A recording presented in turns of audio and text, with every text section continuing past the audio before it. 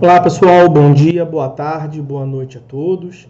A decisão que eu separei para falar com os senhores nesse vídeo, ela versou sobre a definição do juízo competente, ou foi um conflito de competência, para saber qual era o juízo competente, portanto, para transferência de valor depositado em juízo, se é uma vara federal, onde transcorreu uma ação de repetição de indébito, ou se o juízo da recuperação judicial ao qual a empresa se submeteu. Então, deixa eu primeiro apresentar para os senhores o julgado. Trata-se do conflito de competência 185.966, oriundo do Amazonas, e, como de costume, a referência completa do julgado e a disponibilização da ementa, os senhores vão encontrar aqui na descrição desse vídeo. Deixa eu lhes apresentar o contorno fático que justifica esta intervenção que chegou até o STJ. Uma certa empresa recolheu tributos à União que se revelou indevido. Então a empresa ajuizou a ação de repetição de indébito em face da União na Justiça Federal, buscando a devolução desses valores pagos indevidamente. Deu-se uma sentença de procedência que transitou em julgado, condenando a União a restituir a quantia de 5 milhões para a empresa e foi fixado o valor de R$250 mil a título de honorários para o advogado da empresa.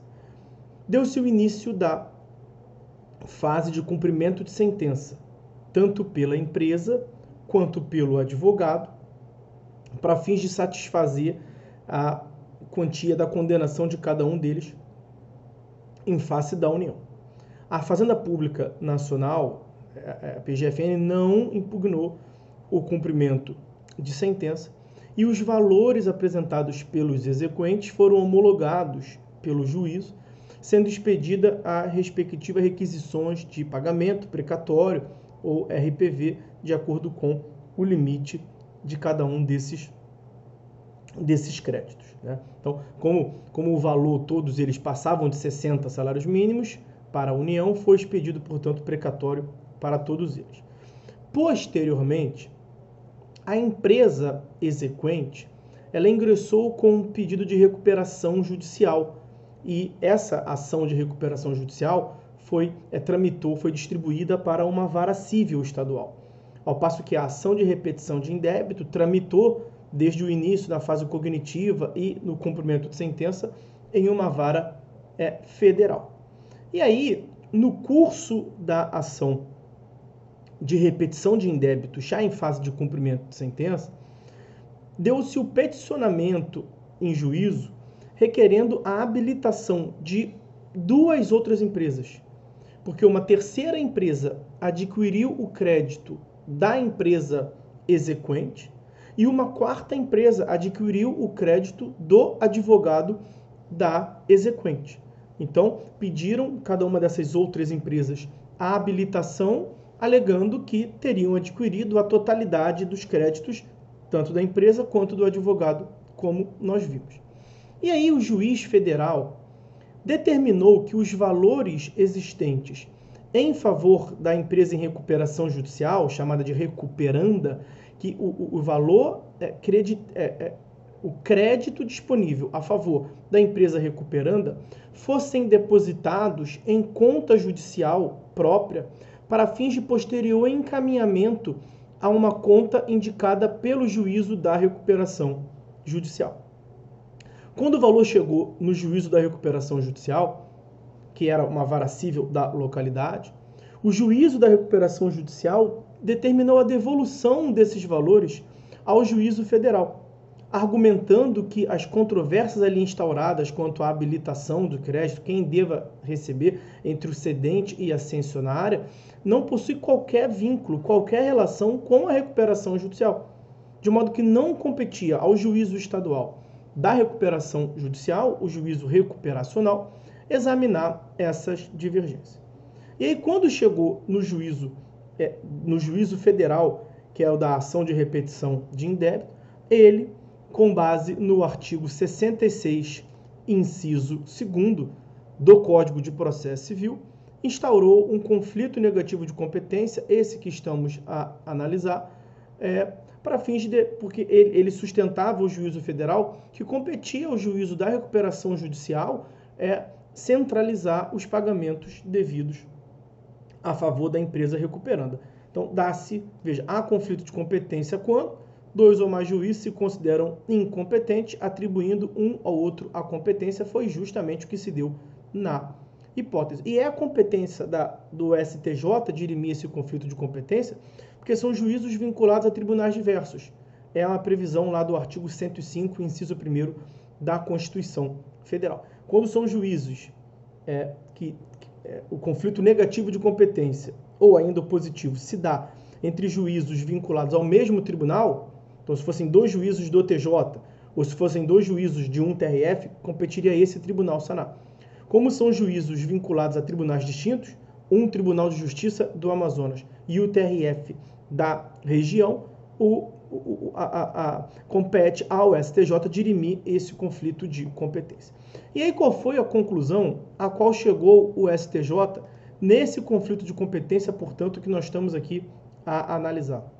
De que a competência é mesmo do juízo federal para a realização desses pagamentos, tendo em vista que compete ao juízo da recuperação judicial a definição se o crédito integra ou não o patrimônio da recuperanda, se está submetido ou não aos efeitos da recuperação judicial. Então, quando o juízo da recuperação judicial devolveu para a Justiça Federal, dizendo que aquele crédito não tem nada a ver com a recuperação judicial, compete, portanto, ao juízo federal determinar quem deve receber os créditos depositados na ação de repetição de indébito. O tribunal mencionou como jurisprudência o agravo interno no conflito de competência 178.571 de Minas Gerais, quando foi afirmado que a deliberação, olha a subementa número 3 aqui desse julgado,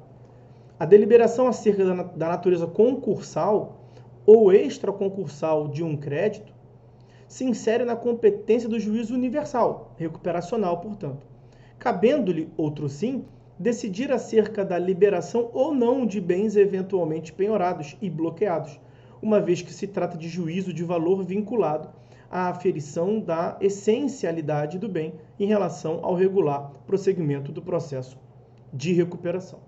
Então, diante forte nesses argumentos, como o juízo da recuperação judicial determinou a devolução dos valores para o juízo federal responsável pelo cumprimento de sentença, compete a ele dar prosseguimento à discussão quanto à validade da cessão de crédito. E aí, nesse julgado que nós estamos agora a analisar, o conflito de competência 185.966 do Amazonas, o STJ afirmou, também na suplementa número 3, que compete ao juízo da recuperação manifestar-se acerca da natureza do crédito, definindo se ele está ou não submetido aos efeitos da recuperação judicial, assim como verificar se determinado bem integra o ativo da recuperanda, estando destinado ao cumprimento das obrigações do plano.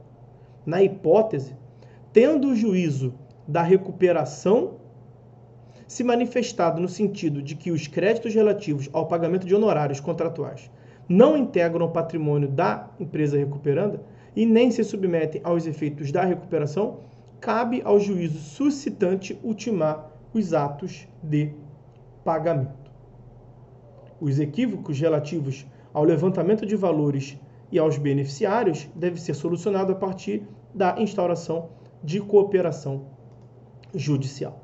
Ok? Então, essas as observações que eu separei para fazer com os senhores sobre esse julgado. Já tendo feito, nós ficamos por aqui. Fiquem todos com Deus e até uma próxima em breve.